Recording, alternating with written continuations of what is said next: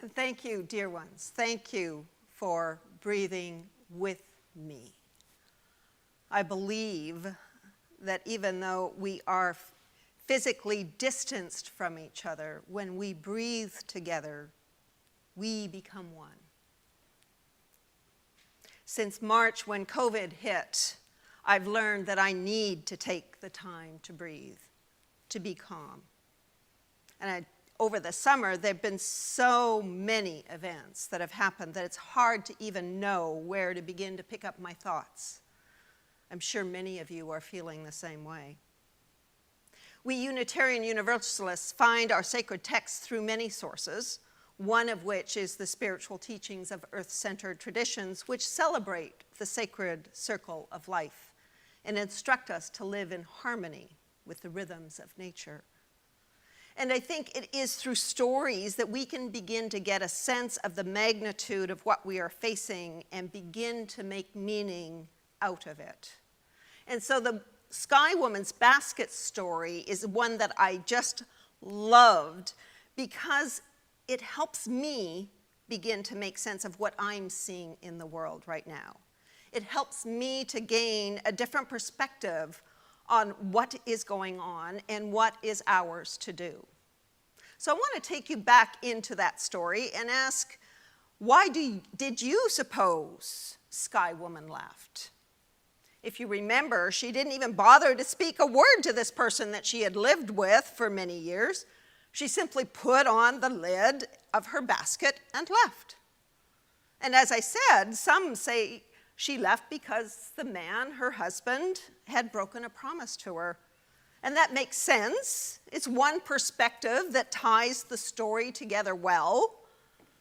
And other people say that Sky Woman left because he saw nothing in the basket. This basket that came from the sky world with her, that contained magic and power. And he saw nothing. He was blind to the treasures it contained because he saw nothing in the basket. Now that's a very different perspective, isn't it? You see, because in that moment of looking in the basket, everything that man had been taught about how the world operated came into play. It was here that the man in the story was at a choosing point, determining his relationship with the basket and perhaps a new one with Sky Woman. The perspective offered in the story was that he looked in the basket. Having seen nothing in the basket, he concluded there must be nothing in the basket. And I have to ask you that aren't we in our modern culture, this world in which we live in, very much like that man? Blind to the treasures and experiences of others, forgetting that we are joined together through the holy work of interconnection and relationship? I think we are very much like that man when he peered into the basket and saw nothing there. And I say this with deep love in my heart. From the time we were very young, we were given certain perspectives or points of view. And to put it another way, we were given a worldview about how the world operates. And for us raised in the West, these stories come to us from our European cultures. We have been shaped and influenced by European concepts of immigration, colonization, and race, just to name a few. And by Western culture, I'm including countries in the Americas, like Canada and the United States, Australia, New Zealand. It is this culture that provides us with the stories that have been passed down from generation to generation so that we can ensure our worldview, our perspective continues on. Our perceptions develop from our beliefs and values and therefore help us to inform our perspective, our experiences, and our responses to our experiences. They shape who we are. It's our perceptions that we draw upon when we need to perceive meaning from a given situation, like making meaning of looking into a basket. I'm thinking of how these perspectives led to Jacob Blake being added to the list of so many others who have died at the hands of authorities simply for the color of his skin. How these perspectives led to a child being able to shoot protesters and have the police roll on by him because he was not perceived to be a threat. We can only experience the world through our physical senses, scientific equipment, and experiments. This is really all we have to understand the big questions that have faced human beings for centuries. What is life's meaning? What is the universe? What is the nature of time?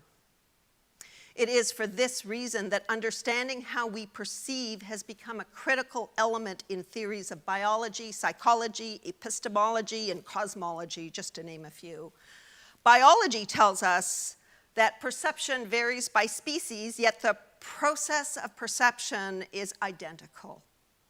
The living being chooses what to notice and then decides how it will respond to what it just chose to pay attention to. This is the essential freedom of all living beings. A living system brings forth a world through what it chooses to notice. Everything else disappears. My professor, the late Sally McFaig, a feminist Christian theologian, used to tell us to be careful to see how we see the world, for it is that way. When the man opened the basket, he came with all of that information and ways of seeing the world that shaped his automatic response. Each of us responds to the world in that same way as well. I wonder, though, what it is that we see when we, as Canadian Unitarian Universalists, look into that basket. Do we look into that basket and see nothing?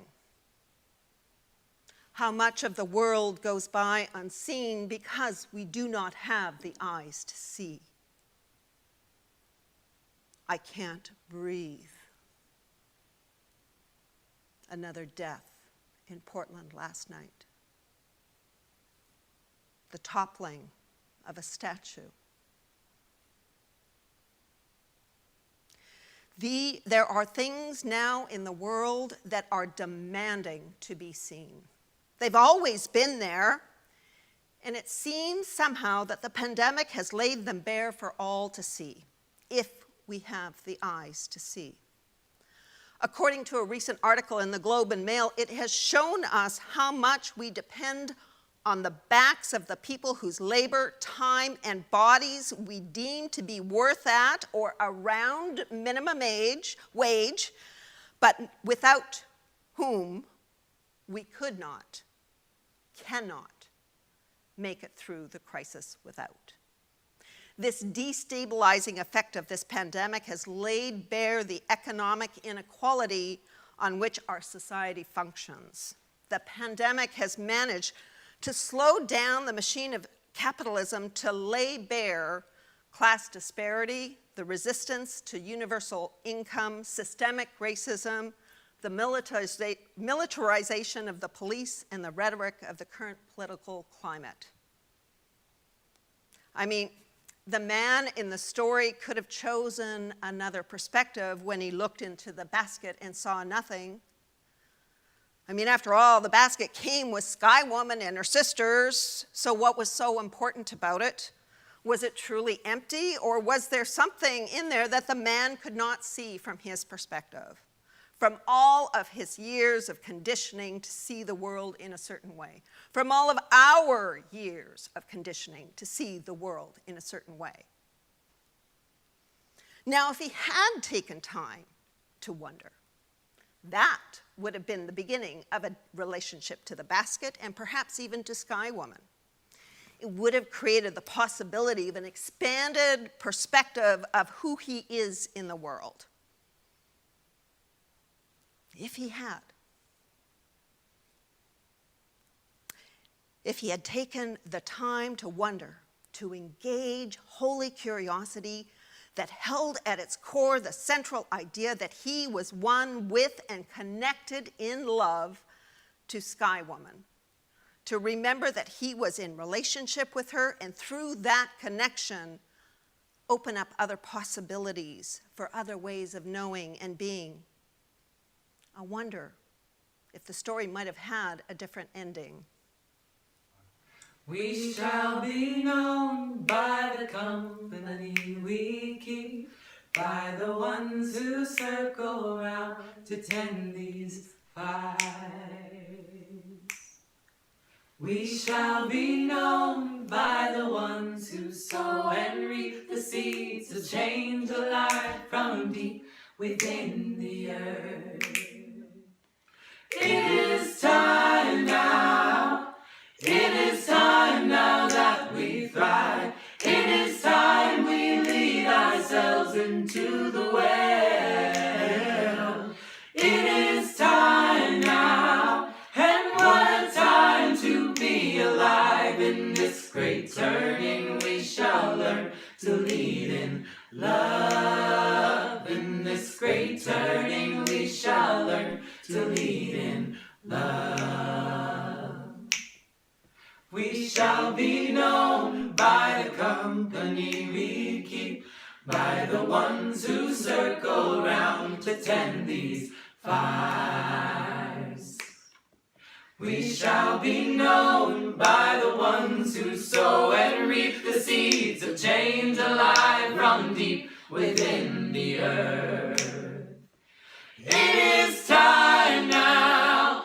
It is time now that we thrive. It is time we lead ourselves into the well.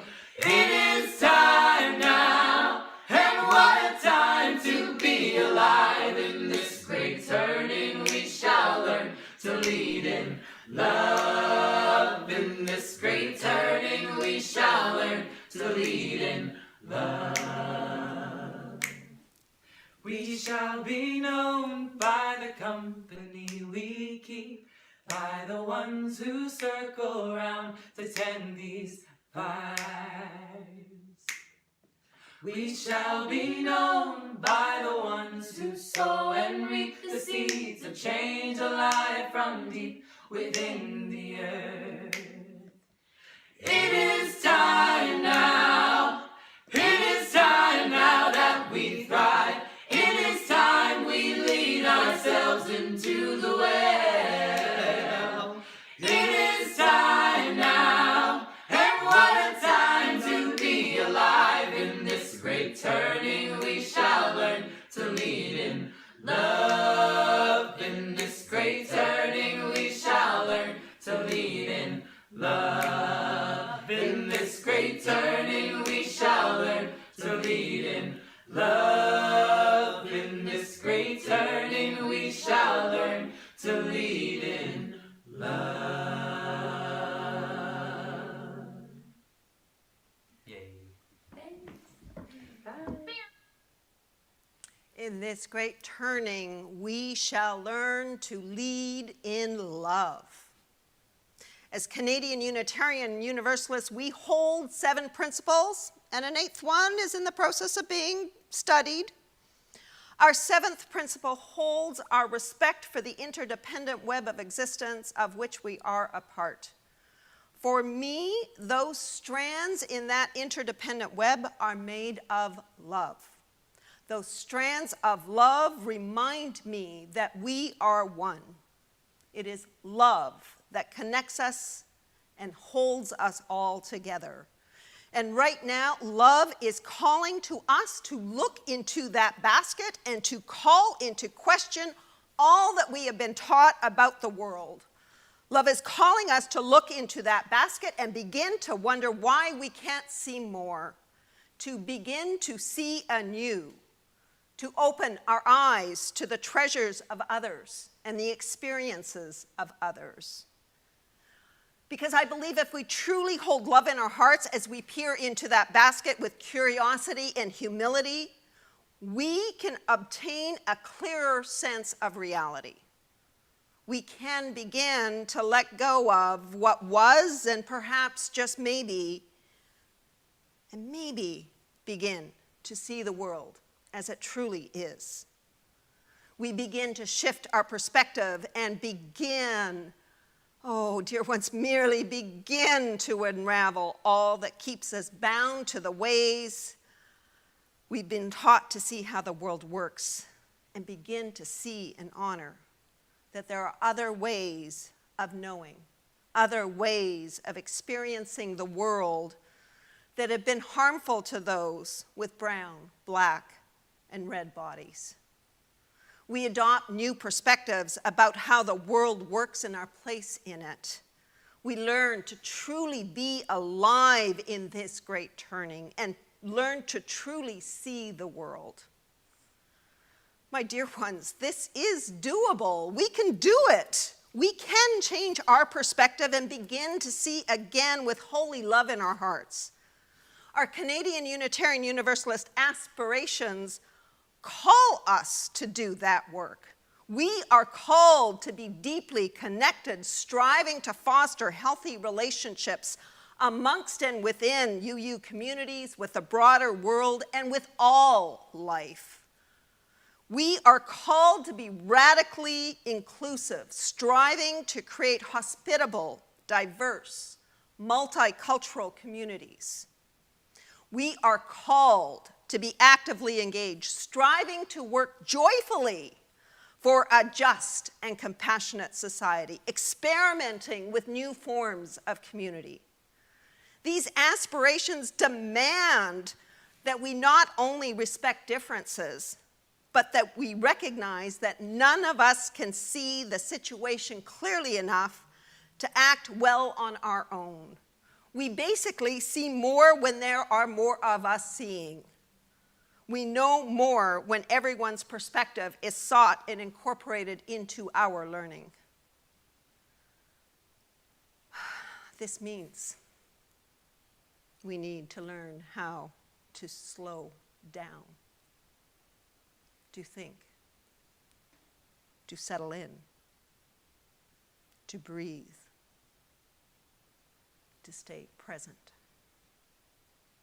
to notice, to see with fresh, clear eyes the treasures in the experiences of others. And when we do, when we truly do, we bring to life our hymn of love. We renew our pledge to that high cause of greater understanding of who we are and what in us is true. We are one in living for each other to show to all a new community, a community working to build a new way, working so that everyone is free, feeding our every need, with peace and freedom as our cry, with love in our hearts, leading the way.